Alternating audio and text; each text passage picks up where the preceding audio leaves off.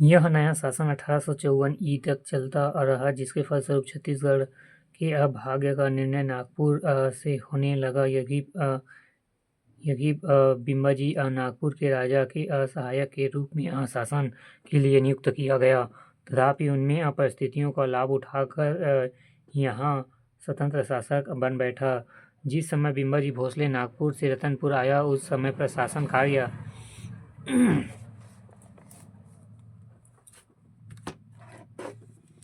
के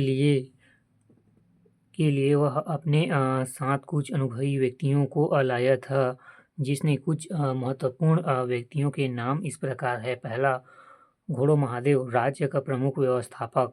घोड़ो महादेव राज्य का प्रमुख व्यवस्थापक। दूसरा, कृष्ण भट्टे उपाध्याय, राज पंडित। फिर है तीसरा, मसालिरे, सलाहकार एवं घोड़ो महादेव का।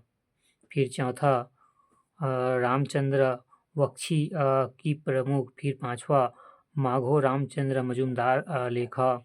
फिर है छठवा, कृष्णा जी मोहते राजस्व विभाग।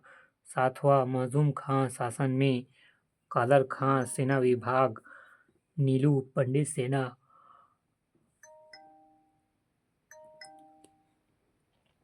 10, महाणिक सरसेना एवं सैन्य विभाग। इस प्रकार नए व्यक्तियों को लाकर पुराने व्यक्तियों को प्रशासन से अलग कर दिया था। बिम्बाजी का प्रारंभिक शासन कठोर और पीड़ादायक था। इसका कारण यह है कि बिम्बाजी भोसले का छत्तीसगढ़ में आगमन उनकी इच्छा के अनुरूप था। 1711 तक नागपुर की राजनीति से जुड़े रहने के कारण छत्तीसगढ़ के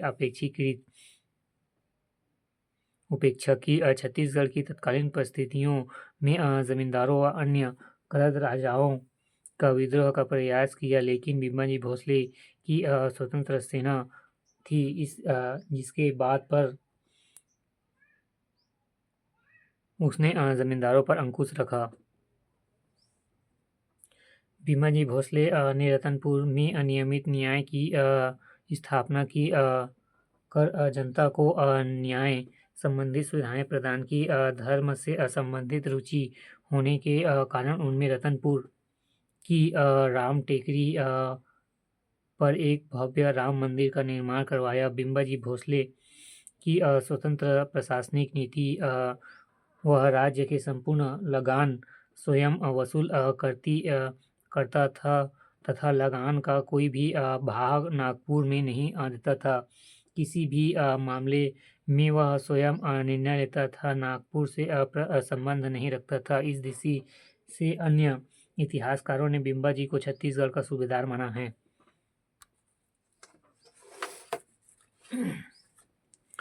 बिम्बाजी 1887 में जब 1887 में बिम्बाजी की मृत्यु हुई, तब रतनपुर की जनता काफ़ी दुखी हुई, जिसका उल्लेख छत्तीसगढ़ में यूरोपीय यात्री मिस्टर कोलबुक के यात्रा विवरण से मिलता है। उसने लिखा है कि बिम्बाजी की मृत्यु से छत्तीसगढ़ में सदमा पहुंचा, क्योंकि उसका शासन जनहितकारी था। वह जनता की शुभचिंतक व उसके प्रति सहानुभूति रखने वाला था। बिलासपुर जिला गैजेटियर के अनुसार 1993 बिम्बाजी निसंतान था। उसने बड़े भाई मधु जी के द्वितीय पुत्र चिमनाजी को उत्तराधिकारी मनोनीत किया। बिम्बाजी की मृत्यु के बाद उसकी विधवा आनंदीबाई की इच्छा थी कि चिमनाजी रतनपुर जिले को अपने आधिपत्य में ले, किंतु मधोजी का जेठ पुत्र रघोजी ऐसा नहीं चाहता था। उसने अपने पिता को इस निमित्त मना किया। मधोजी की मृत्यु सन 1788 में हुई। सत्ता रघोजी द्वितीय के हाथ में आ गई। इसके संदिग्ध षड्यंत्र में चिन्मयी की मृत्यु बड़ी रहस्यमय परिस्थितियों में हुई। परिणामतः 1788 में राजकोजी द्वितीय के छोटे भाई वेंकोजी को रतनपुर राजदेह में दे दिया गया। वेंकोजी नागपुर कार्य में व्यस्त रहने के कारण छत्तीसगढ़ प्रशासन के प्रति उसकी रुचि कम थी। यद्यपि इस क्षेत्र में वह आया था, उसने सूबेदार की ओर से छत्तीसगढ़ के प्रशासन का कार्यारंभ करना चाहा, जिससे आनंदीबाई नाराज हुई और बिम्बा जी की सेना की सहायता से सूबा को वहां से खदेड़ दिया। तत्पश्चात एक समझौता हुआ, जिसके अनुसार निश्चित हुआ कि वेंकोजी के नाम पर शासन चलाया जाएगा, जिसकी प्रतिनिधित्व सूबा करेगी।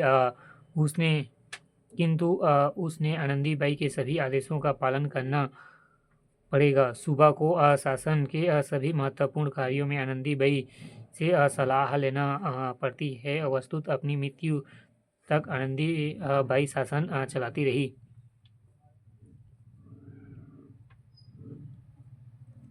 13 मार्च 1795 को एक यूरोपीय यात्री ने रतनपुर का वर्णन किया। यहाँ लगभग 1000 झोपड़ियाँ थीं। सूबेदार का मकान भी छप्पर का था, जो बाजार में स्थित था। सूबा का मुख्यालय रतनपुर था। सूबा की सहायता के लिए कमाविजदार थे। मुख्यतः सूबा विठल पंडित के बाद कारूपांत सूबेदार एवं केशवपंत भीखा भाऊ एवं सखा राम बाबू यादवराव दिवाकर हुआ, जिन्होंने छत्तीसगढ़ का प्रशासन सौंपा गया। उन्होंने यहाँ का शोषण किया।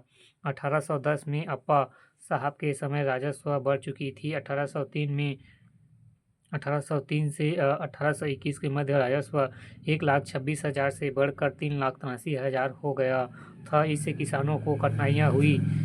लोग हिंसा पर उतरे, यहाँ तक कि सखाराम बाबू को गोली मार दी गई।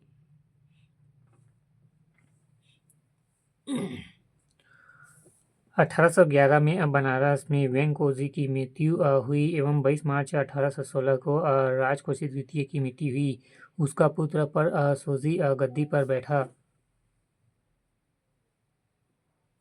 वह अशक्त था। अंततः चचेरे भाई अप्पा साहब को शासन सौंपा। 27 अप्रैल 1816 को अप्पा साहब ने अंग्रेजों से गुप्त संधि की। 1 फरवरी 1817 को परसोजी की गला घोंटकर हत्या कर दी गई। अंग्रेज ने अनदेखा कर दिया। बाद में 1817 में नागपुर का सीताबड़ी के युद्ध में अंग्रेज विजयी हुए और छत्तीसगढ़ उसके नियंत्रण में आ गया।